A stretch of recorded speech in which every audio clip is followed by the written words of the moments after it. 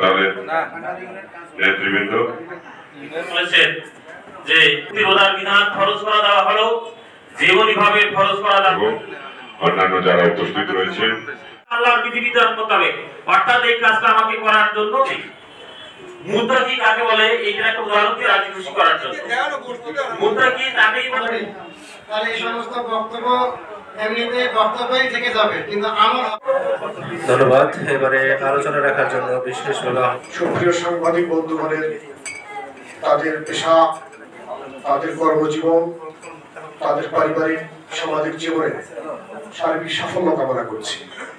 পবিত্র মাহে রমাদানুল মুবারক মাসের যে বার্তা, আল্লাহ তাআলার যে শিক্ষা এখানে আমাদের জন্য রেখেছেন, আমরা সেগুলোকে ধারণ করে জাতি গঠনে, দেশ গঠনে, সমাজ গঠনে, সাংবাদিক, সুশীল সমাজ, প্রশাসন, সাধারণ মানুষ সবাই মিলে হাত মিলে, কাঁধে কাঁধ মিলে দেশের স্বার্থে, মানবতার স্বার্থে আমরা কাজ করতে পারি, এই উদাত্ত আহ্বান জানিয়ে মহান মাহবুবের কাছে আপনাদের সকলের সাফল্য কামনা করি। আমি আপনাদের কাছ থেকে বিদায় নিচ্ছি। জনাব জহুরুল আলম উপস্থিত রয়েছেন। আহ্বান করছি নীলফামারী জেলা বিএনপির সংগ্রামী সাধারণ সম্পাদক জানুল শেখ। এটা যাতে মেনে চলি, এটাই বড় বিষয়। আমরা কিন্তু ওই রমজানে শেষ করছি। আসসালামু আলাইকুম ওয়া রাহমাতুল্লাহি ওয়া বারাকাতুহু। এবারে আসন গ্রহণ করবেন। এখন মাগফিরাতের দিন চলছে, এই মাগফিরাতের দিনে আমরা রোজা রেখে আল্লাহর কাছে মাগফিরাত করব, যে আমরা যাতে আমাদের তার জন্য বিশেষভাবে বলা হচ্ছে। সম্মানিত উপস্থিতি, আসসালামু আলাইকুম। জাতির বিবেক, জাগ্রত বিবেক, ওই সাংবাদিক বন্ধুগণ, সুধী মণ্ডলী, আমরা কৃতজ্ঞতা প্রকাশ করছি আল্লাহর কাছে, যিনি আমাদেরকে কোরআন নাজিলের মাস নাজিল করেছেন।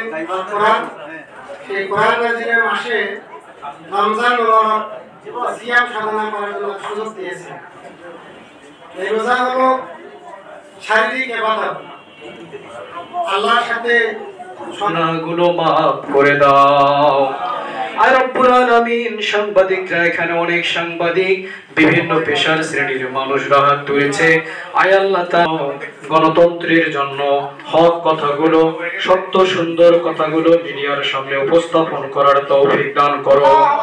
আয় রব্বুল আলামিন, আমরা সকলেই যেন আমাদের প্রত্যেকের পেশায় সৎ, দক্ষ এবং বস্তুনিষ্ঠ বিষয়গুলো আমরা উপস্থাপন করে যন্ত্রকে তুমি রুখে দাও রব্বুল আলামিন। আয় আল্লাহ, তুমি আল্লাহ তোমার ওয়াজাল আখিরা কালামিনা ইনদাল মাউত লা মুহাম্মাদুর রাসূলুল্লাহ। আসসালামু আলাইকুম।